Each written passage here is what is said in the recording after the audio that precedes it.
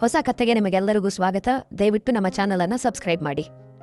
ತುಂಬಾ ರಾತ್ರಿಯಾದ ನಂತರ ಮಾವ ನನ್ನ ರೂಮಿನ ಬಾಗಿಲನ್ನು ತಟ್ಟಿದ್ರು ಮತ್ತು ನನ್ನ ಬಳಿ, ಸೊಸೆ, ನಾನು ಬಾತ್ರೂಮಲ್ಲಿ ಬಿದ್ದುಬಿಟ್ಟೆ ಮತ್ತು ನನ್ನ ಸೊಂಟದಲ್ಲಿ ತುಂಬಾ ನೋವಾಗ್ತಾ ಇದೆ. ನೀನು ಸ್ವಲ್ಪ ಮಸಾಜ್ ಮಾಡಿಕೊಟ್ರೆ ಬಹುಶಃ ನನಗೆ ಸ್ವಲ್ಪ ಆರಾಮ ಸಿಗ್ಬಹುದು ಅಂತ ಹೇಳಿದ್ರು. ಆಮೇಲೆ ನಾನು ನನ್ನ ಮಾವನನ್ನ ನನ್ನ ಹಾಸಿಗೆ ಮೇಲೆ ಮಲಗಿಸ್ದೆ. ಇದರ ನಂತರ ಏನಾಯ್ತು ಅಂತ ನೀವು ಕಲ್ಪನೆ ಕೂಡ ಮಾಡೋದಕ್ಕೆ ಸಾಧ್ಯ ಇಲ್ಲ. ಯಾಕಂದ್ರೆ ಇದರ ನಂತರ ನನ್ನ ಜೀವನ ಪೂರ್ತಿಯಾಗಿ ವಿಚಲಿತವಾಗಿ ಹೋಗ್ಬಿಡ್ತು. ಏನೇನೋ ಆಗ್ಬಿಡ್ತು ಜೀವನದಲ್ಲಿ. ಹಲೋ ಸ್ನೇಹಿತರೆ, ಇಂದಿನ ಈ ವಿಶಿಷ್ಟ ಕಥೆಗೆ ನಿಮಗೆಲ್ಲರಿಗೂ ಸ್ವಾಗತ. ಮದುವೆಯಾದ 6 ತಿಂಗಳ ನಂತರ ನನ್ನ ಗಂಡ ಇದ್ದಕ್ಕಿದ್ದಂತೆ ಒಂದು ಆಕ್ಸಿಡೆಂಟ್ ಅಲ್ಲಿ ತೀರ್ಕೊಂಡು ಹೋದ್ರು. ನನ್ನ ತಂದೆ ಬಹಳ ಕಷ್ಟಪಟ್ಟು ನನ್ನ ಮದುವೆಯನ್ನ ಮಾಡಿಸಿದ್ರು. ಆದ್ರೆ 6 ತಿಂಗಳ ಒಳಗೆ ನಾನು ಮತ್ತು ನನ್ನ ತವರು ಮನೆ ಬಾಗಿಲಿಗೆ ಬಂದು ನಿಂತು ಬಿಟ್ಟಿದ್ದೆ. ಯಾಕಂದ್ರೆ ನನ್ನ ಗಂಡ ಸತ್ತು ಬಿಟ್ಟಿದ್ರು. ನನ್ನ ತವರು ಮನೆಯಲ್ಲಿ ನನಗೆ ತಾಯಿ ಇರಲಿಲ್ಲ.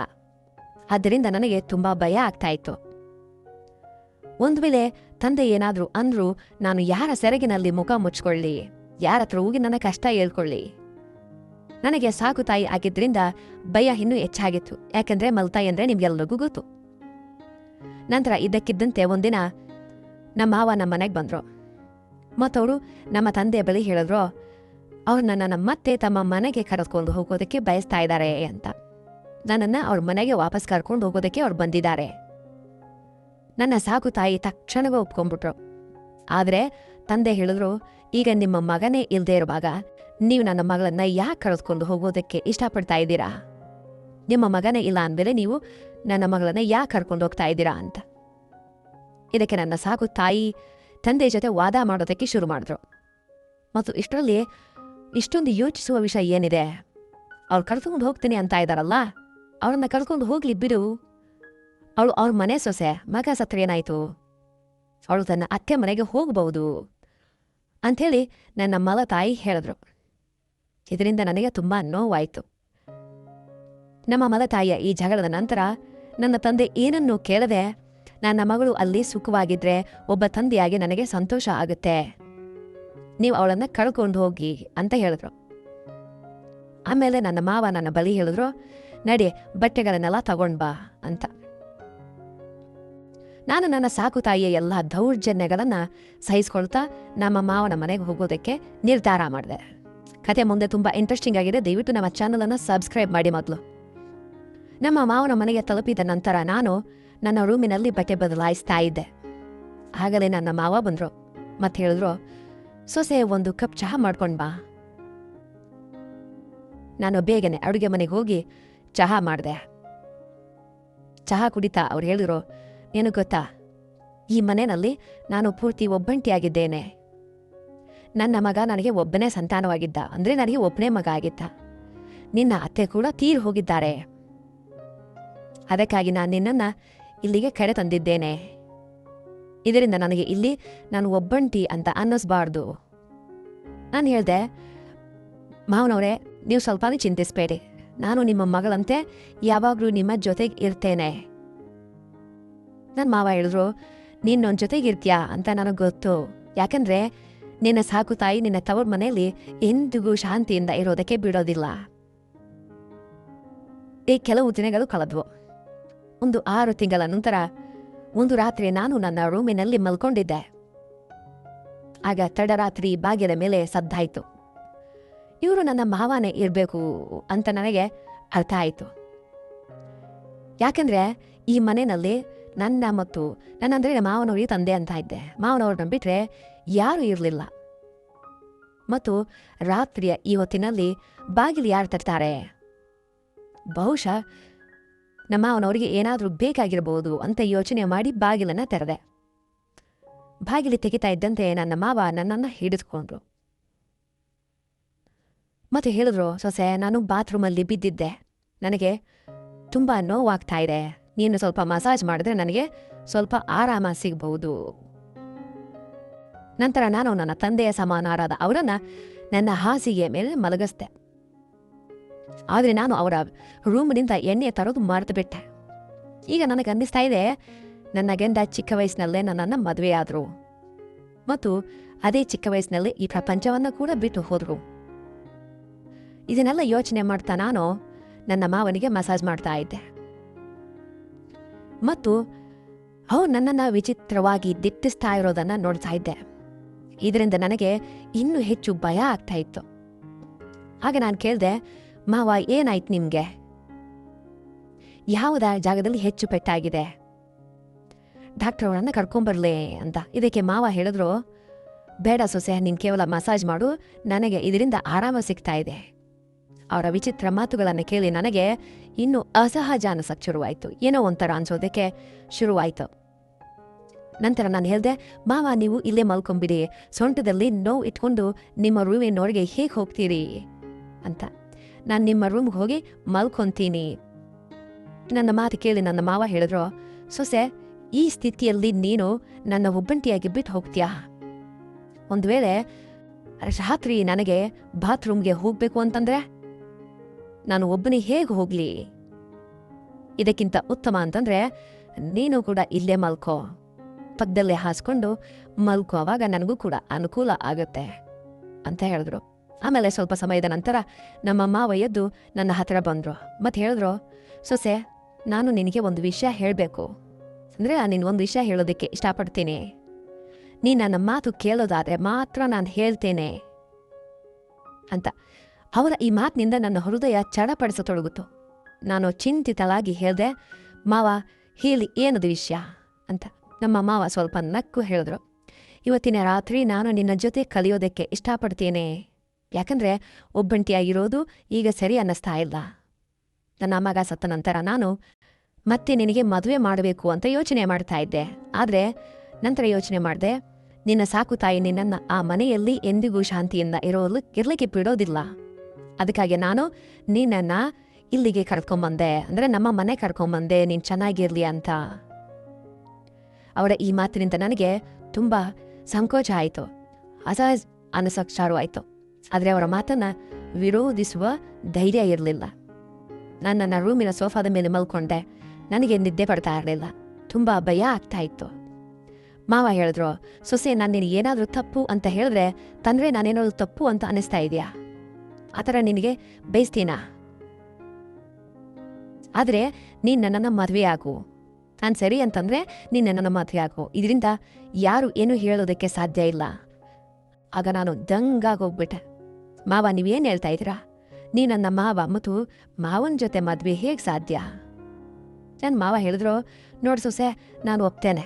ಒಂದು ಕಾಲದಲ್ಲಿ ನಾನು ನಿನ್ನ ಮಾವ ಆಗಿದ್ದೆ. ಆದರೆ ಈಗ ನಿನ್ನ ಗಂಡ ಸತ್ತು ಈಗ 6 ತಿಂಗಳುಗಳೇ ಹೋಗ್ಬಿಟ್ಟಿವೆ. ಈಗ ನಮ್ಮ ಮಧ್ಯ ಅಂತಹ ಯಾವುದೇ ಸಂಬಂಧ ಕೂಡ ಇಲ್ಲ. ನಾನು ಒಬ್ಬಂಟಿ, ನೀನು ಕೂಡ ಒಬ್ಬಂಟಿ. ನಾವು ಒಬ್ರಿಗೆ ಒಬ್ಬರು ಸಾಥ್ ನೀಡಬಹುದು, ಸಹಕಾರ ನೀಡಬೇಕು. ಅವರ ಈ ಮಾತನ್ನು ಕೇಳಿ ನನ್ನ ಮನಸ್ಸು ವಿಚಲಿತವಾಯಿತು. ನಾನು ಏನೂ ಹೇಳೋದಕ್ಕೆ ಸಾಧ್ಯವಾಗಲಿಲ್ಲ. ಒಂದು ಕಡೆ ಸಾಕು ತಾಯಿಯ ದೌರ್ಜನ್ಯ, ಇನ್ನೊಂದು ಕಡೆ ಮಾವನ ವಿಚಿತ್ರ ನಡವಳಿಕೆ ಆ ರಾತ್ರಿ ಕಳೆಯಿತು. ಮತ್ತು ಮರುದಿನ ನನ್ನ ಬೆಳಗ್ಗೆ ನಾನು ನನ್ನ ಮಾವನ ಮಾತುಗಳನ್ನು ತುಂಬ ಯೋಚನೆ ಮಾಡಿದೆ. ನಾನು ನನ್ನ ಪರಿಸ್ಥಿತಿಯ ವಿಶ್ಲೇಷಣೆಯನ್ನು ಮಾಡಿದೆ. ಮಾವನ ಒಂದು ಪ್ರಸ್ತಾವನೆಯನ್ನು ಎತ್ತಲ್ಲ ಮದುವೆದು ನನಗೆ ಅಸಾಧ್ಯ ಅನಿಸೋದಕ್ಕೆ ಶುರುವಾಯಿತು. ನಾನು ಕೆಲವು ನಿರ್ಧಾರಗಳನ್ನು ತೆಗೆದುಕೊಂಡು ಒತ್ತಾಯಿಸ್ತಾ ಇತ್ತು ನನ್ನ ಪರಿಸ್ಥಿತಿ. ನಂತರ ನನಗನ್ನಿಸ್ತು, ನಾನು ತಂದೆಯ ಬಳಿ ಹೋಗಿ ಮಾತಾಡಬೇಕು ಅಂದರೆ ನಮ್ಮ ಅಪ್ಪನ ಜೊತೆಗೆ ಮಾತಾಡಬೇಕು ಅಂತ. ಆದರೆ ಈ ಎಲ್ಲ ಮಾತುಗಳನ್ನು ನನ್ನ ಸ್ವಂತ ಅಪ್ಪನ ಜೊತೆ ಮಾಡೋ ಧೈರ್ಯ ನನಗೆ ಇರಲಿಲ್ಲ. ಯಾಕಂದರೆ ತಂದೆಯ ಜೊತೆ ಮಾತಾಡಿದ ನಂತರ ನನ್ನ ಜೀವನದಲ್ಲಿ ಹೊಸ ಸಮಸ್ಯೆಗಳು ಬರಬಹುದು ಅಂತ ನನಗೆ ತಿಳಿದಿತ್ತು. ಆದ್ದರಿಂದ ನಾನು ಅವರ ಬಳಿ ಹೋಗಲಿಲ್ಲ. ಹೀಗೆ ಒಂದಿನ ಸಂಜೆ ನಮ್ಮ ಮಾವನಿಗೆ ಮಾತಾಡುವ ಅವಕಾಶ ಸಿಕ್ತು ನನಗೆ. ಅವರು ಹೇಳಿದ್ರು, ಸೊಸೆ, ನಾನು ನಿನ್ನಿಂದ ಕೆಟ್ಟದ್ದೇನೂ ಬಯಸಲಿಲ್ಲ, ಕೆಟ್ಟದ್ದೇನೂ ಮಾಡಿಲ್ಲ. ಕೇವಲ ನೀನು ನನ್ನ ಜೀವನದಲ್ಲಿ ಸುಖ ತರಬೇಕು ಅಂತ ನಾನು ಬಯಸ್ತಾ ಇದ್ದೇನೆ. ನಾನು ಒಬ್ಬಂಟಿಯಾಗಿರೋದಕ್ಕೆ ಸಾಧ್ಯ ಇಲ್ಲ. ನಿನ್ನ ಜೊತೆಯಲ್ಲೇ ಇರಬೇಕು. ನಿನ್ನ ಜೊತೆಯಲ್ಲೇ ನನ್ನ ಜೀವನ ಪೂರ್ಣವಾಗುತ್ತೆ. ಎರಡನೇ ಬೇರೆ ಮಾವನಿಂದ ಎಲ್ಲ ಮಾತುಗಳನ್ನು ಕೇಳಿ ನಾನು ಒಳಗಿನಿಂದ ನಡ್ಕೋಗೋದಕ್ಕೆ ಶುರು ಮಾಡಿದೆ. ಮತ್ತೆ ಏನನ್ನೂ ಮಾತನಾಡೋದಕ್ಕೆ ಸಾಧ್ಯ ಆಗಲಿಲ್ಲ. ಸ್ವಲ್ಪ ಸಮಯದ ನಂತರ ಮಾವ ಅವರೇ ಹೊರಗೋದ್ರು. ಹೊರಗೋದ್ರು. ಹೀಗೆ ನನಗೆ ಅತ್ತೆ ಮನೆಯಲ್ಲಿ ಇನ್ನೂ ಕೆಲವು ತಿಂಗಳು ಕಳೆದ ನಂತರ ನನ್ನ ಮಾವ ಮತ್ತು ನನ್ನ ನಡುವೆ ಒಂದು ವಿಚಿತ್ರವಾದ ಸಂಬಂಧ ಬೆಳೀತಾ ಹೋಯಿತು. ಪತಿಯ ಸಾವಿನ ನಂತರ ನಾನು ಪ್ರಪಂಚದಲ್ಲಿ ಪೂರ್ತಿ ಒಬ್ಬಂಟಿಯಾಗ್ಬಿಟ್ಟಿದ್ದೆ, ಏಕಾಂಗಿ ಆಗ್ಬಿಟ್ಟಿದ್ದೆ. ಯಾರೂ ಇರಲಿಲ್ಲ ನನ್ನವರು ಅಂತ. ಆದರೆ ನನ್ನ ಮಾವ ನನ್ನ ಬಗ್ಗೆ ವ್ಯಕ್ತಪಡಿಸಿದ ಭಾವನೆಗಳು ನನ್ನ ಜೀವನವನ್ನು ಒಂದು ಹೊಸ ದಿಕ್ಕಿಗೆ ತಿರುಗಿಸಿದ್ವು. ದಯವಿಟ್ಟು ನಮ್ಮ ಚಾನಲನ್ನು ಸಬ್ಸ್ಕ್ರೈಬ್ ಮಾಡಿ ಪ್ರಿಯ ವೀಕ್ಷಕರೇ. ಅವರ ಶಬ್ದಗಳು ನನ್ನನ್ನು ಒಳಗಿನಿಂದ ಅಲುಗಾಡಿಸಿದ್ವು. ಯಾವಾಗಲೂ ನಾನು ಮಲಗೋದಕ್ಕೆ ಹೋದಾಗ ಅವರ ಮಾತುಗಳು ನನ್ನನ್ನು ಕಾಡ್ತಾ ಆಯಿತು. ಅವ್ರು ಹೇಳ್ತಾ ಇದ್ರು, ನನ್ನ ಜೊತೆ ಇರೋದ್ರಿಂದ ಅವರಿಗೆ ತಮ್ಮ ಒಂಟಿತನದ ಅರಿವಾಗೋದಿಲ್ಲ ಅಂತ. ಖುಷಿಯಾಗಿರ್ತಾ ಇದ್ರು ಮತ್ತು ನಾವು ಇಬ್ಬರು ಒಂದು ಹೊಸ ಜೀವನವನ್ನು ಆರಂಭಿಸಬೇಕು ಅಂತ ಅವ್ರು ಬಯಸಿದ್ರು. ಆ ರಾತ್ರಿ ಮಾತುಕತೆ ನಂತರ ನಾನು ನನ್ನನ್ನು ತುಂಬ ಗೊಂದಲದಲ್ಲಿ ಕಾಣ್ಕೊಂಡೆ. ಏನು ಮಾಡಬೇಕು ಏನಿಲ್ಲ ಅಂತ ಅನ್ನೋದೇ ತಲೆಗೆ ಹೋಗ್ಬಿಟ್ಟಿತ್ತು. ನನ್ನ ಮನಸ್ಸಿನಲ್ಲಿ ಹಲವು ಪ್ರಶ್ನೆಗಳು ಏಳ್ತಾ ಇದ್ವು. ಇದು ಸರಿಯೇ? ಇದು ಸಮಾಜದ ನಿಯಮಗಳ ವಿರುದ್ಧ ಹೋಗೋದಿಲ್ವೇ? ಆದರೆ ಎಲ್ಲೋ ಒಂದು ಕಡೆ ನಮ್ಮ ಮನಸ್ಸಿನಲ್ಲಿ ಈ ಮಾತು ಇತ್ತು. ಬಹುಶಃ ನನ್ನ ಮಾವ ನಿಜವಾಗಿ ಒಂಟಿತನ ಅನುಭವಿಸ್ತಾ ಇದ್ದಾರೆ ಅಂಥೇಳಿ ನಾನು ತುಂಬ ಆಲೋಚನೆ ಮಾಡಿದೆ. ನಂತರ ಅವಳ ಜೊತೆ ಮಾತಾಡೋದಕ್ಕೆ ನಿರ್ಧರಿಸಿದೆ. ಒಂದು ರಾತ್ರಿ ಮನೆಯ ಅಕ್ಕಪಕ್ಕದ ಅವರೆಲ್ಲರೂ ಮಲಗಿದ್ದಾಗ ನಾನು ಮಾವನ ರೂಮಿನ ಬಾಗಿಲು ತಟ್ಟಿದೆ. ಅವರು ಬಾಗಿಲು ತೆಗೆದರು ಮತ್ತು ನನ್ನನ್ನು ನೋಡಿ ಸ್ವಲ್ಪ ಆಶ್ಚರ್ಯಪಟ್ಟರು. ನಾನು ಒಳಗೋಗಿ ಹೇಳಿದೆ, ಮಾವ, ನಾನು ನಿಮ್ಮ ಜೊತೆ ಒಂದು ಇಂಪಾರ್ಟೆಂಟ್ ವಿಷಯ ಮಾತಾಡೋಕ್ಕೆ ಇಷ್ಟಪಡ್ತೀನಿ. ಅವರು ನನಗೆ ಕುಳಿತುಕೊಳ್ಳೋದಕ್ಕೆ ಸನ್ನೆ ಮಾಡಿದ್ರು ಮತ್ತು ಗಂಭೀರವಾಗಿ ಹೇಳಿದ್ರು, ಸೊಸೆ, ನೀನು ಇಷ್ಟು ತಡರಾತ್ರಿಯಲ್ಲಿ ಅಂದರೆ ತುಂಬ ಲೇಟ್ನೇಕ್ ಯಾಕೆ ಬಂದಿದ್ಯಾ ಅಂತ. ನಾನು ಸ್ವಲ್ಪ ಧೈರ್ಯ ತಗೊಂಡು ಹೇಳಿದೆ, ಮಾವ, ನಾನು ನಿಮ್ಮ ಪ್ರಸ್ತಾವನೆ ಬಗ್ಗೆ ಯೋಚನೆ ಮಾಡಿದ್ದೀನಿ. ಅಂದರೆ ಮದುವೆ ಈ ವಿಚಾರ ಮಾತಾಡಿದ್ರಲ್ಲ, ಅದ್ರ ಬಗ್ಗೆ ಯೋಚನೆ ಮಾಡಿದ್ದೀನಿ. ನೀವು ಒಂಟಿತನದಿಂದ ಬರುತ್ತಾ ಇದ್ದೀರಾ ಮತ್ತು ಒಬ್ಬ ಸಂಗಾತಿಯ ಅಗತ್ಯ ಇದೆ ಅಂತ ನನಗೆ ಅರ್ಥ ಆಗಿದೆ. ಆದರೆ ಈ ಸಂಬಂಧಕ್ಕಾಗಿ ಒಂದು ಷರತ್ತಿದೆ. ಅದೇನೆಂದರೆ, ನಮ್ಮ ನಡುವೆ ಯಾವಾಗಲೂ ಗೌರವ ಮತ್ತು ಪ್ರೀತಿಯ ಸಂಬಂಧ ಇರುತ್ತೆ. ನೀವು ನನಗೆ ಮಗಳಂತೆ ಗೌರವ ನೀಡಬೇಕು ಮತ್ತು ನಾನು ನಿಮಗೆ ತಂದೆಯಂತೆ ಆದರವನ್ನು ನೀಡ್ತೇನೆ. ಅವರು ಈ ನನ್ನ ಮಾತನ್ನು ಕೇಳಿ ದಯವಿಟ್ಟು ಗಮನದಿಂದ ಕೇಳಿದ್ರು ಮತ್ತು ಸ್ವಲ್ಪ ಸಮಯದ ನಂತರ ಹೇಳಿದ್ರು, ನಾನು ನಿನ್ನ ಷರತ್ತನ್ನು ಒಪ್ಪುತ್ತೇನೆ ಅಂತ, ನಿನ್ನ ಗೌರವವನ್ನು ಯಾವಾಗಲೂ ಕಾಪಾಡ್ತೇನೆ ಅಂತ. ಅವರ ಈ ಮಾತು ಕೇಳಿ ನನ್ನ ಹೃದಯ ಭಾರವಾಯಿತು, ಹಗುರವಾಯಿತು. ನಾನು ಅವರಿಗೆ ನನ್ನ ಒಪ್ಪಿಗೆಯನ್ನು ನೀಡಿದೆ. ನಂತರ ಕೆಲವು ದಿನಗಳ ನಂತರ ನಾವು ಒಂದು ಸಣ್ಣ ಸಮಾರಂಭದಲ್ಲಿ ಮದುವೆ ಆದ್ವಿ. ಈ ಮದುವೆ ಸಮಾಜದ ಕಣ್ಣಿನಲ್ಲಿ ಅಸಾಮಾನ್ಯವಾಗಿತ್ತು. ಯಾಕಂದರೆ ಅತ್ತೆ ಮಾವ ಮದುವೆ ಆಗೋದು ರೇರು. ಆದರೆ ನಾವು ನಮ್ಮ ಪರಿಸ್ಥಿತಿಯನ್ನು ಒಪ್ಕೊಂಡಿದ್ವಿ. ಮದುವೆಯ ನಂತರ ದಿನಗಳು ನನಗೆ ತುಂಬ ಸವಾಲಿನಿಂದ ಕೂಡಿದ್ವು. ಅಲ್ಲಿ ಜನರ ಮಾತುಗಳು ಆಡಲಾರಂಭಿಸಿದ್ರು. ಸಂಬಂಧಿಕರು ನಮ್ಮಿಂದ ದೂರ ಇರೋದಕ್ಕೆ ಶುರು ಮಾಡಿದ್ರು. ಆದರೆ ನಾವು ಇವೆಲ್ಲವನ್ನ ಲೆಕ್ಕಿಸದೆ ನಮ್ಮ ಜೀವನವನ್ನು ಮುಂದೆ ಸಾಗಿಸೋದಕ್ಕೆ ನಿರ್ಧರಿಸಿದ್ವಿ. ನಮ್ಮ ಸಂಬಂಧದಲ್ಲಿ ನಿಧಾನವಾಗಿ ಪ್ರೀತಿ ಮತ್ತು ತಿಳುವಳಿಕೆ ಬೆಳೆಯೋದಕ್ಕೆ ಶುರುವಾಯಿತು.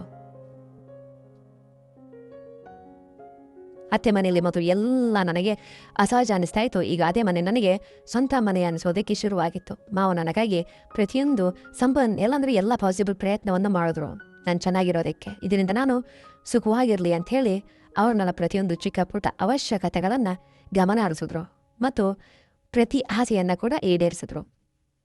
ಅವ್ರು ಪ್ರತಿದಿನ ನನಗಾಗಿ ವಿಶೇಷವಾದದ್ದನ್ನು ಮಾಡೋದಕ್ಕೆ ಪ್ರಯತ್ನ ಮಾಡಿದ್ರು. ಕೆಲವೊಮ್ಮೆ ನನ್ನ ಇಷ್ಟವಾದ ಆಹಾರ ತರ್ತಾ ಇದ್ರು. ಕೆಲವೊಮ್ಮೆ ನನಗಾಗಿ ಹೊಸ ಸೀರೆಗಳನ್ನು ಖರೀದಿಸ್ತಾ ಇದ್ರು. ನಿಧಾನವಾಗಿ ನಾನು ಕೂಡ ಅವರ ಬಗ್ಗೆ ಒಂದು ವಿಭಿನ್ನ ರೀತಿಯ ಗೌರವವನ್ನು ಅನುಭವಿಸೋದಕ್ಕೆ ಶುರು ಮಾಡಿದೆ. ನಾವಿಬ್ಬರು ಸೇರಿ ಒಂದು ಹೊಸ ಜೀವನವನ್ನು ಆರಂಭಿಸಿದ್ವಿ. ಮಾವ ಈಗ ನನಗೆ ನನ್ನ ಜೀವನದ ಒಂದು ಅವಿಭಾಜ್ಯ ಅಂಗ ಆಗಿದ್ರು. ನಮ್ಮ ನಡುವಿನ ಸಂಬಂಧ ಈಗ ಕೇವಲ ಮಾವ ಮತ್ತು ಸೊಸೆಯದ್ದಾಗಿರಲಿಲ್ಲ, ಬದಲಾಗಿ ಎರಡು ಹೃದಯಗಳ ಒಂದು ಗಟ್ಟಿಯಾದ ಬಂಧವಾಗಿತ್ತು. ನನಗೆ ಅವರ ಅಗತ್ಯ ಇದ್ದಾಗ ಅವರು ಪ್ರತಿ ಸಲ ನನಗೆ ಹಾಸರಿಯಾಗಿ ನಿಲ್ತಾ ಇದ್ರು. ಅವರು ನನಗೆ ಮತ್ತೆ ನಗುವುದನ್ನು ಕಲಿಸಿದ್ರು. ಜೀವನವನ್ನು ಹೊಸ ದೃಷ್ಟಿಕೋನದಿಂದ ನೋಡುವುದನ್ನು ಕಲಿಸಿದ್ರು. ಮದುವೆಯ ಕೆಲವು ತಿಂಗಳುಗಳ ನಂತರ ನಾನು ಅನುಭವಿಸಿದೆ ಅಂತಂದರೆ ನಮ್ಮ ನಡುವಿನ ಈ ಹೊಸ ಸಂಬಂಧ ನನಗೆ ಒಂದು ಹೊಸ ದಿಕ್ಕನ್ನು ನೀಡುತ್ತಿದ್ದೆ. ನಾವು ಸೇರಿ ಹಲವು ಕಷ್ಟಗಳನ್ನು ಎದುರಿಸಿದ್ವಿ ಮತ್ತು ಪ್ರತಿ ಬಾರಿ ಒಬ್ಬರಿಗೊಬ್ಬರು ಸಾಥ್ ನೀಡಿದ್ವಿ, ಸಪೋರ್ಟ್ ಮಾಡಿದ್ವಿ. ಮಾವನ ಜೊತೆಗಿನ ನನ್ನ ಈ ಹೊಸ ಸಂಬಂಧವು ಜೀವನದ ಹಲವು ಹೊಸ ಮುಖಗಳನ್ನು ತೋರಿಸ್ತು.